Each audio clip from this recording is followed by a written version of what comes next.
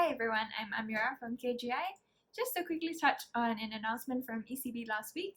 They announced a new round of monetary stimulus. According to its policy meeting last week, interest rates on the main deposit facility will drop further into negative territory, with the ECB's outgoing President Mario Draghi announcing a 10 basis point cut to negative 0.5%, which was pretty in line with market expectations.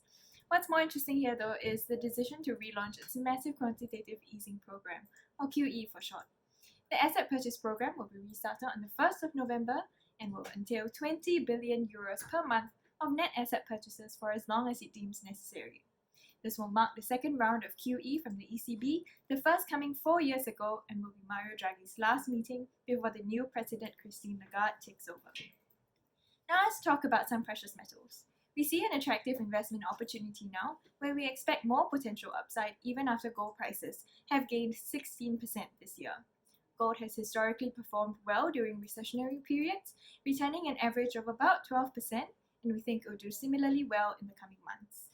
So what do we see driving the performance of precious metals this time round? For one, we are at the start of a new rate cut cycle, where global central banks are once again cutting interest rates, mainly as a result of the weak economic growth in Europe and Asia, as well as a persistently low inflationary environment. Second, and just to indicate the amount of global liquidity that is searching for investment opportunities or the like thereof, negative yielding debt in the world has reached a staggering $17 trillion just last month.